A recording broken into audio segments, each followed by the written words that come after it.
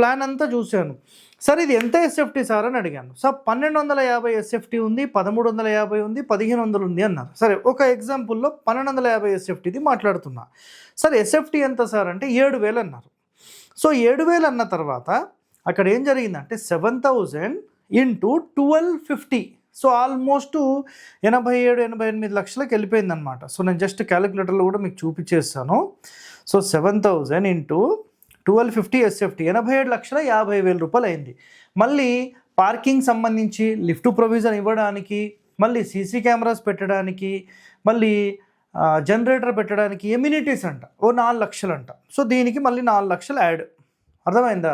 So ఈ క్రమంలో జిఎస్టీలు ఇవన్నీ చెప్పి ఫైనల్గా రిజిస్ట్రేషన్తో పాటు ఆల్మోస్ట్ అది 95 నుంచి 98-99 లక్షల దాకా వెళ్ళిపో, ₹1,00,00,000 అనుకుందాం. సార్ మరి ఇంత వాల్యూ పెట్టొచ్చా అని మాట్లాడితే, సార్ ఎక్కడ పోయినా ఇంతే ఉంది సార్ అని కస్టమర్ చెప్పారు. నేను ఒక క్యాలిక్యులేషన్ చెప్పాను. సార్ నిజంగా ఒక క్యాలిక్యులేషన్ చెప్తాను, ఒక్కసారి చూడండి అసలు వాళ్ళు ఎంత ఇస్తున్నారు ఏంటిదని అడిగాను. నేను అడిగితే సార్ వాళ్ళు ఎంత యూడిఎస్ అని అడిగాను. యూడిఎస్ ఎంత తెలుసా అండి? 35 ఎస్ఎఫ్టీ అండి, 35 స్క్వేర్ యార్డ్స్, 35 స్క్వేర్ యార్డ్స్ అంట. ఆ లొకేషన్లో ప్రస్తుత మార్కెట్ వాల్యూ అనేది 90,000 రూపాయలు నడుస్తుంది. అర్థమైందా?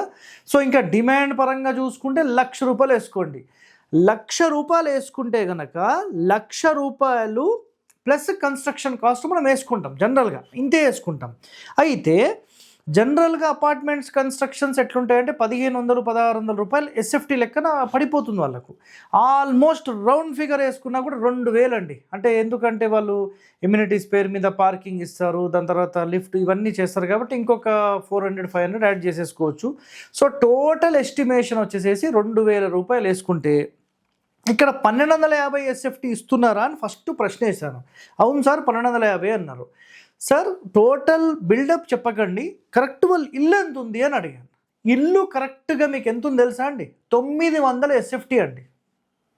కరెక్ట్గా ఇంటికి ఇప్పుడు ఇల్లు ఇది అనుకోండి, వాళ్ళు ఏం చేస్తున్నారంటే లిఫ్టు, ఇటు సెట్ బ్యాక్ వెనకాల గ్రౌండ్లో వదిలిన దానికి కింది నుంచి పై వరకు క్యాలిక్యులేషన్ చేసి బిల్ వేసేస్తున్నారు. అయితే నేనేం చేస్తానంటే కేవలం ఇంటి అవుటర్ చెక్ చేస్తే 900 ఎస్ఎఫ్టీ వచ్చిందండి, బరోబర్గా 900 ఎస్ఎఫ్టీ. సార్ 900 ఎస్ఎఫ్టీకి అసలు మీరు ఎంత కాస్ట్ పెడుతున్నారంటే ఇక్కడ చూడండి, సింపుల్గా చెప్పాలంటే ఇప్పుడు నేను రౌండ్ ఫిగర్ 95 lakhs అన్నాను, రిజిస్ట్రేషన్ కాస్ట్ వదిలేసేయండి. 95 lakhsలో డివైడెడ్ బై 900 ఎస్ఎఫ్టీ వేస్తే 10,555 రూపాయలు మీకు పడుతుంది.